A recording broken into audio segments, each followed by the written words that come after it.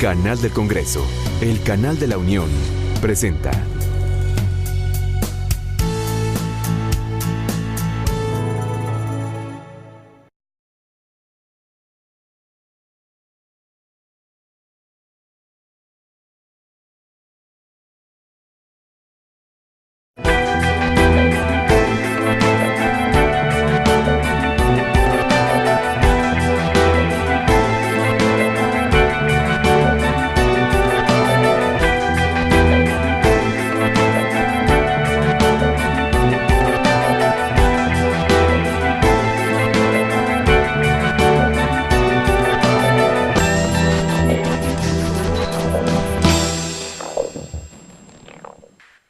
Hola, bienvenidos a Pesos y Contrapesos, el programa de la Auditoría Superior de la Federación y el canal del Congreso.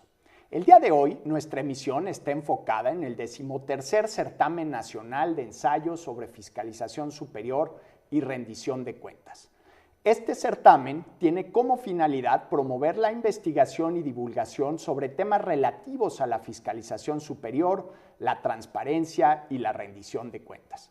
El certamen es organizado por la Auditoría Superior de la Federación junto con la Comisión de Vigilancia de la Cámara de Diputados, la UNAM, la Asociación Nacional de Organismos de Fiscalización Superior y Control Gubernamental, la ASOFIS, y el Centro de Investigación y Docencia Económicas, el CIDE, para conversar sobre el certamen y el contenido de los ensayos ganadores de esta reciente edición. Contamos con la presencia de Siraí Ramírez Ibarra, quien obtuvo el primer lugar con el ensayo titulado Un gobierno corporativo en la Auditoría Superior de la Federación. Gracias por acompañarnos, Siraí. También está con nosotros Roberto Rodríguez, acreedor al segundo lugar por su trabajo La interacción de los controles internos y externos en el combate a la corrupción. Gracias, Roberto, por tu presencia. Muchas gracias.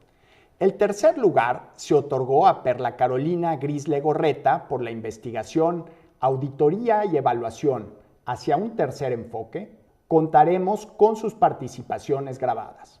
En días pasados se llevó a cabo la ceremonia de premiación de los trabajos ganadores. Los funcionarios de las instituciones convocantes resaltaron la importancia de este certamen y reconocieron la aportación de los trabajos ganadores. A continuación, escucharemos sus palabras en el evento. El sentido de llevar a cabo este certamen es abrir un espacio de discusión, reflexión y proposición para la sociedad sobre el tema de fiscalización superior y rendición de cuentas en la administración pública. Queremos que sean los ciudadanos quienes se expresen con entera libertad respecto a la mejor manera de revisar el uso que se da a los recursos que pertenecen a la sociedad. En diversos foros hemos hecho alusión de manera franca al desaliento y la frustración que existe en amplios sectores de nuestra nación respecto a la recurrente situación de dispendio, corrupción, ineficiencia e incumplimiento de las autoridades a nivel federal, estatal y municipal en el manejo de los presupuestos que les son confiados. Aunque es cierto que en muchos sentidos aún existen serias deficiencias en la gestión gubernamental, por otra parte, no podemos negar que en algunos aspectos vivimos en un país muy diferente al de hace algunos años. La facilidad con que las ideas se transmiten, la existencia de una sociedad más alerta y con mayor nivel de demanda y una paulatina concientización de muchos funcionarios públicos respecto a la necesidad de comportarse con probidad, son elementos que nos hablan de una situación que puede mejorar y que no está condenada a moverse en círculo, respondiendo una y otra vez con los mismos errores.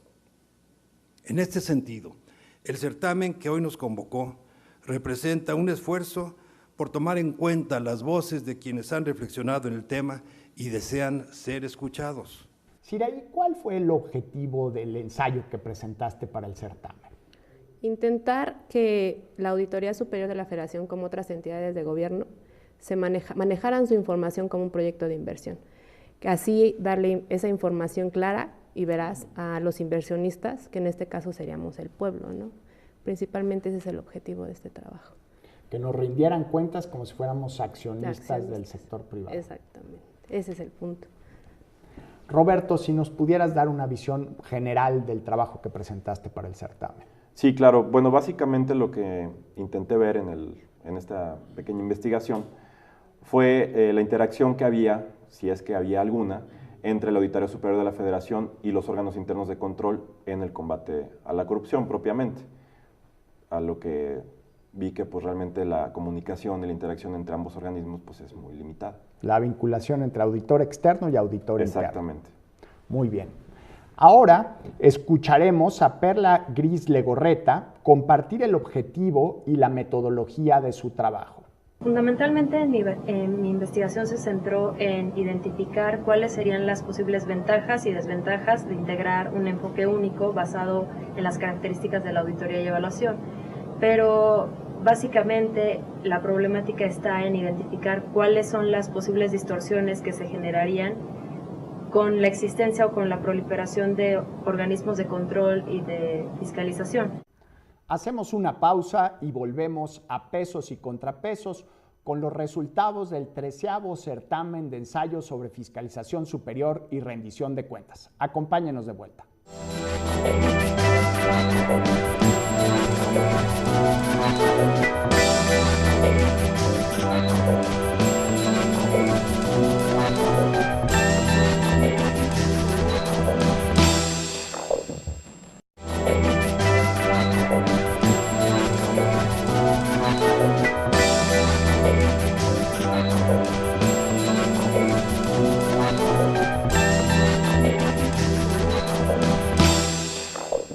Estamos en Pesos y Contrapesos hablando con los ganadores del certamen de ensayo sobre fiscalización superior y rendición de cuentas.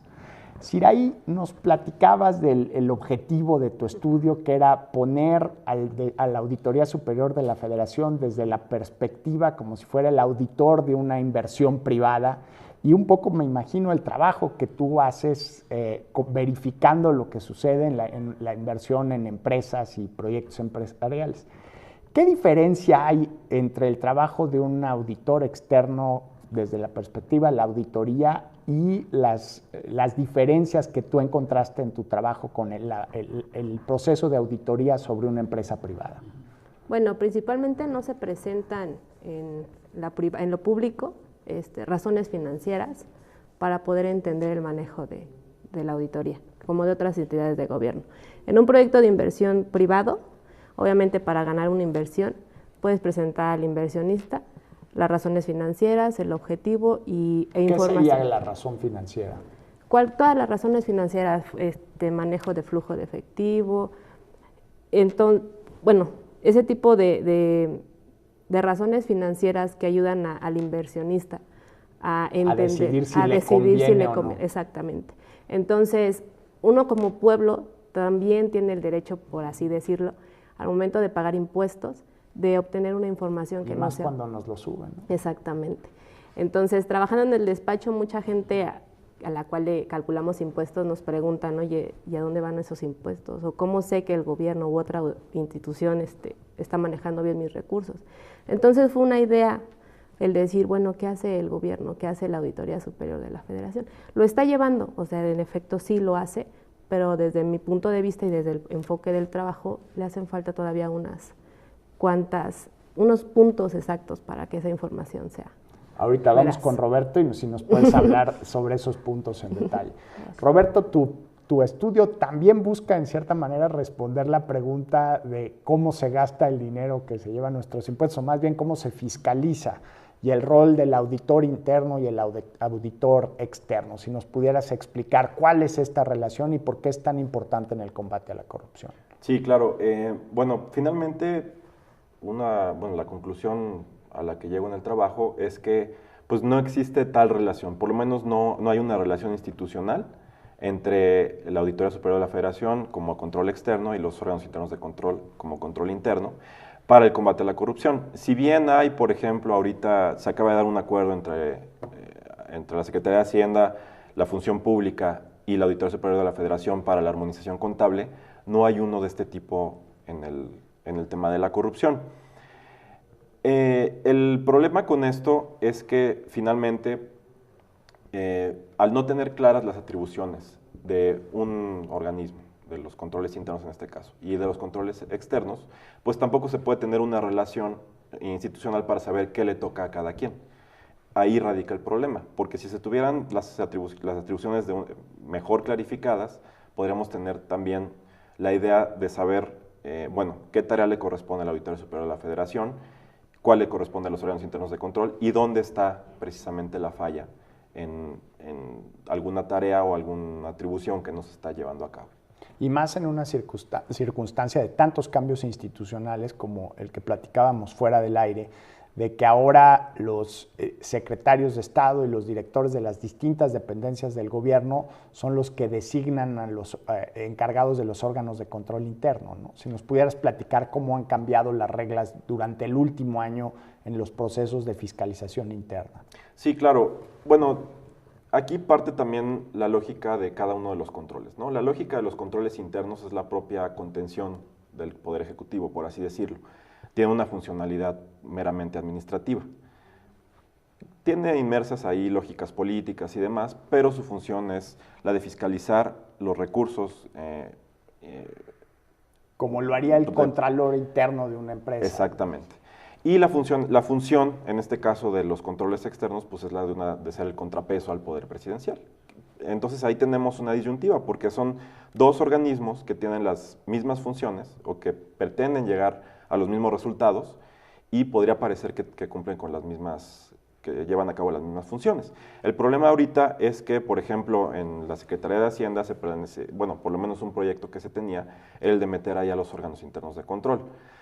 Sin embargo, pasarle atribuciones que tenía función pública y dárselas a la Secretaría de Hacienda. Exacto, exacto. Entonces ahorita digamos que el presidente ya no tiene mucho control sobre como lo mencionabas, ya no tiene mucho control sobre los órganos internos de control propiamente. Antes lo designaba el secretario de la Función Pública, ahora los designa el titular de cada organismo gubernamental, que no está mal por sí mismo. Incluso en Estados Unidos, por ejemplo, los inspectores generales, que son como los titulares del OIC, muchas veces tienen una muy buena relación con los titulares de las agencias en Estados Unidos. Da mayor flexibilidad, pero sí requiere que se fortalezca la fiscalización externa del gobierno, ¿no? Exacto. Siraí, si nos pudieras platicar estos puntos donde encuentras áreas de oportunidad para fortalecer el trabajo de la Auditoría Superior de la Federación. Bueno, en primera es dar información que sea comprensible a la gente que la estamos leyendo, ¿no? La mayoría de la gente no comprende, no entiende, no porque no tengan los estudios, sino porque la información tiene conceptos muy específicos que quizás solamente los contadores o los legisladores conocerían, ¿no? Demasiado enfocada para especialistas. Exacto. Entonces, lo que necesitamos como inversionistas del pueblo es información que nos enseñe y que realmente nos demuestre en dónde están nuestros recursos. Sí se está llevando a cabo, o sea, sí, obviamente, si se presenta, obviamente aquí como el concurso, el certamen hace que la gente crea, ¿no? Que uno se vaya metiendo en este tipo de información y de actividad, pero la mayoría de la gente también dice a dónde está el dinero, o qué se está haciendo, o si entregan información, pues dices, bueno, ¿y esto de qué me sirve? Y hay un esfuerzo de cuenta pública en lenguaje ciudadano, ¿no? Sería un poco seguir por esa misma Exactamente, ruta. Seguir por esa ruta es que todos sepamos, todos entendamos, y así no existan conflictos de qué está pasando, de dónde se está yendo, porque obviamente la información no es tan transparente, quizás dirían algunas personas, ¿no? Que en este caso sí es transparente y eso es lo que buscamos, ¿no? Que sea más comprensible. Muy bien. Ahora veamos la intervención de Perla Carolina Gris Legorreta sobre la problemática planteada en su ensayo. Para el caso mexicano creo que, dadas las condiciones que existen, es importante pensar más en un esquema de complementariedad que de integración, identificando que tanto la auditoría como la evaluación tienen métodos, propósitos y audiencias distintas. Entonces, más que una integración, es transitar hacia un un esquema de complementariedad en el que se intercambie información, se identifiquen posibles sinergias que se pueden presentar en las organizaciones y que exista mayor retroalimentación entre las distintas organizaciones. Hacemos una pausa y regresamos a Pesos y Contrapesos.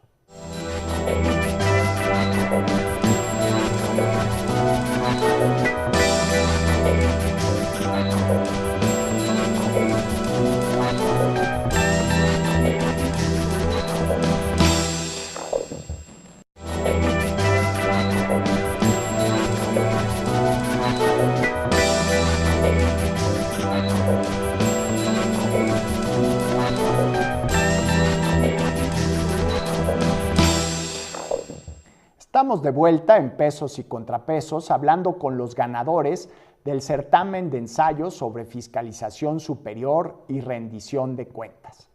Ahora veamos la última intervención de Perla Carolina Gris Legorreta, quien nos habló sobre las principales conclusiones de su trabajo sobre auditoría y evaluación.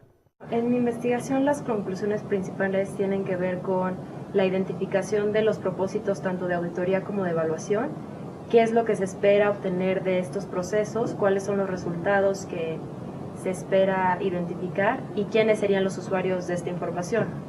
También, por otro lado, la necesidad de fortalecer los mecanismos de seguimiento a las recomendaciones y a los hallazgos tanto de evaluación como de auditoría, con el propósito de que exista un claro vínculo entre estas actividades y el proceso de políticas públicas y de rendición de cuentas, que sea muy tangible cómo aportan estas dos actividades al quehacer gubernamental en general. Roberto, ¿qué áreas de oportunidad encontraste para, a través de cambios institucionales o mejores prácticas, se puedan fortalecer la rendición de cuentas en México? Bueno, particularmente en esta interacción entre los dos organismos encontré 3 áreas de oportunidad. Principalmente considero que, bueno, es necesario, como ya lo había mencionado, clarificar las atribuciones entre cada uno de los controles, ¿no? ¿Eso habría que hacerlo modificando una legislación o varias leyes? Sí y no. O sea, la verdad es que son cambios mínimos. Particularmente en el ejemplo de combate a la corrupción, la Auditoría Superior de la Federación podría encargarse de delinear cuáles son, hay un término que se le da a este tipo de eventos, las banderas rojas. Es decir, cuando hay algunos actos que los pueden... casos más preocupantes. Exactamente, ¿no? Que esos precisamente no van a salir de una auditoría. Esa es la segunda recomendación, o sea, tratar a las auditorías como elementos que ayudan a combatir la corrupción. Pero ¿una bandera roja sale después de un proceso de fiscalización o puede ser algún evento que tiene mucho impacto en medios de comunicación? ¿Cómo se determina esta bandera roja? Ese es precisamente uno de los puntos, porque la bandera roja bien puede salir de una auditoría. Por ejemplo, las auditorías van a identificar desviaciones. Las desviaciones pueden representar meras negligencias o pueden ser propiamente actos de corrupción. Es decir, se equivocó el funcionario o el funcionario está cometiendo una conducta ilegal de manera dolosa. Pero hay otro tipo. O metió la pata o le crecieron las uñas, ¿no? Exactamente. Y la otra es que, bueno, hay cosas que no se pueden detectar con auditorías. Esto es parte de lo que nombro en el trabajo como corrupción sistémica. La corrupción ya está tan metida en las relaciones sociales que es muy difícil detectarla con una auditoría. Por ejemplo, las relaciones o contubernios entre proveedores y servidores públicos. Eso es un caso muy claro que no va a salir en una auditoría. Pero entonces, ¿cómo le hacemos para enfrentar el problema de la corrupción? Porque si la auditoría es como una herramienta insuficiente, ¿de qué manera le podríamos cerrar espacios a la corrupción en casos como los que mencionas? Claro, esa es bueno, la tercera recomendación, que a los órganos internos de control se les debe de meter una función de investigación. Actualmente están muy limitados porque solamente llevan a cabo funciones de auditoría y son muy reactivos. El área que lleva las funciones de investigación es el área de quejas, pero solamente lo hace cuando hay precisamente alguna queja o algún tipo de denuncia, ¿no? Entonces, hasta que no se le dé a los órganos internos de control ese poder de investigar, que no estén capacitados los funcionarios para tener esas funciones, pues todos los demás instrumentos van a ser realmente insuficientes. ¿Cuál sería la diferencia entre una investigación y una auditoría? Pues que la investigación, por ejemplo, es un ejemplo muy claro, el que mencionaba hace rato entre los proveedores y los funcionarios. Eso no va a salir en una auditoría. O sea, si yo me pongo de acuerdo con un proveedor para que él gane, o sea, el ganador de un concurso, de una licitación, eso no va a brincar en una auditoría, porque yo puedo llevar perfectamente todos mis procedimientos, pero pues eso no va a decir nada.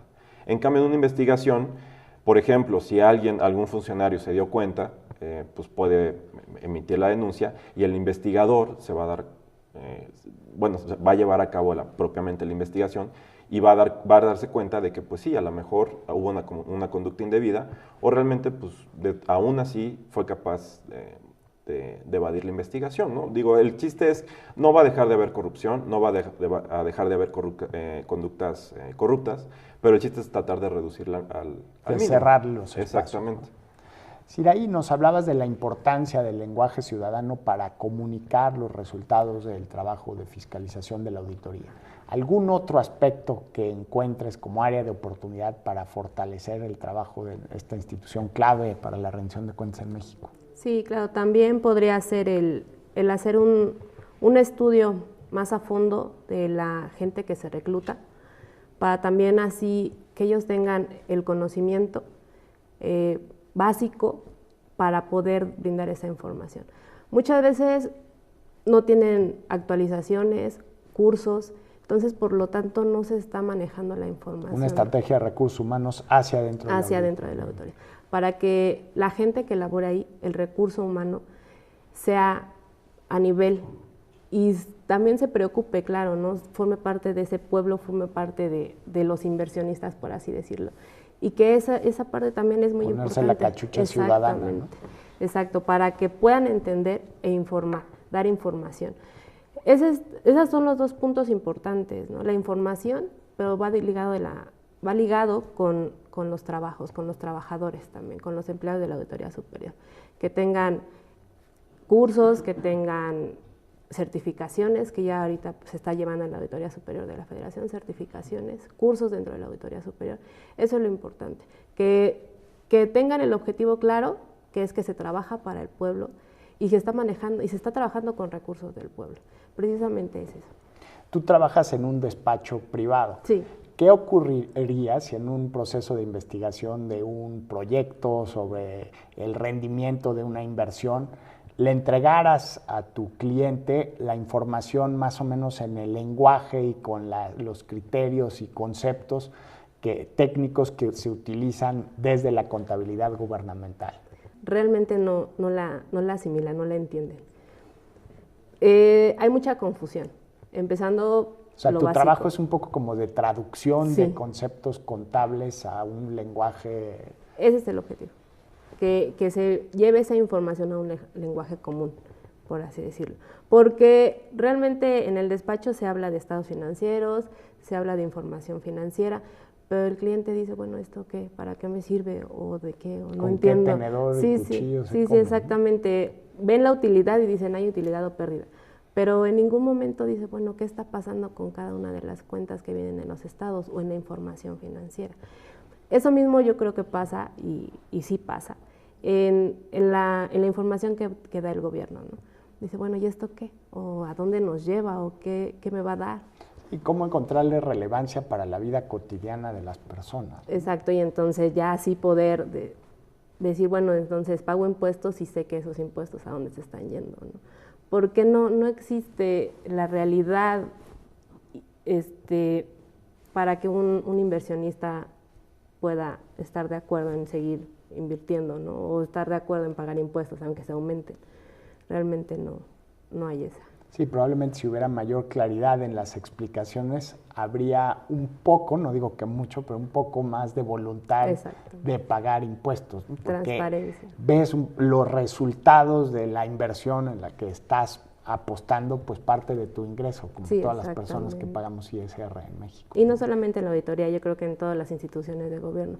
Hables en hospitales también, dices, bueno, si estoy pagando y llego a urgencias, dices, bueno, ¿qué está pasando, no? Con los medicamentos, con todo lo que necesito, ¿dónde está?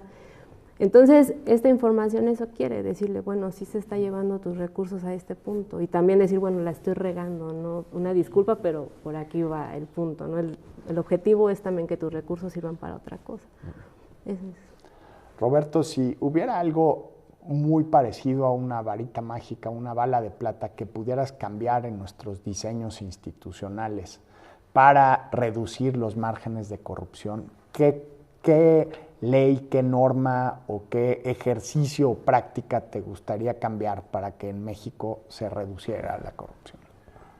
Es una pregunta bastante, un poco complicada porque creo que hay muchos cambios que se pueden hacer, pero si yo quisiera cambiar uno, sí sería clarificar bastante la relación entre ambos controles. O sea, sí, insisto... El control interno y el control externo. Exactamente. Insisto nuevamente en eso porque muchas veces cada uno de ellos dos se va por la libre. Vemos que la Auditoría Superior de la Federación en ocasiones lleva a cabo las mismas auditorías sobre los mismos procedimientos, o ya sea, bueno, de desempeño.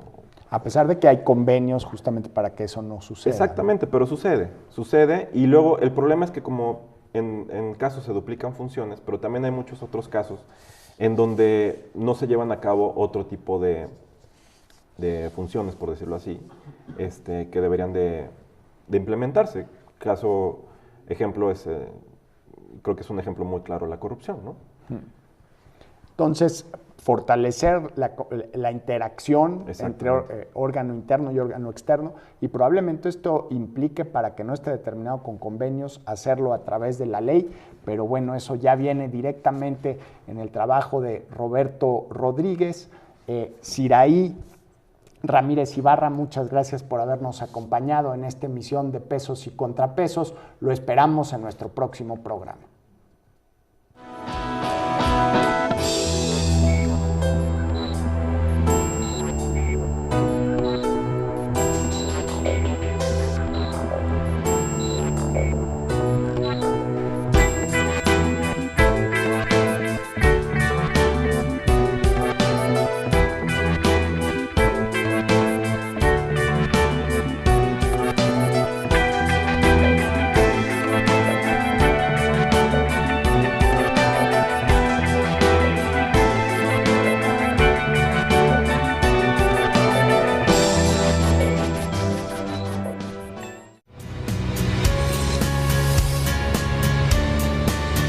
Canal del Congreso, el canal de la Unión, presentó.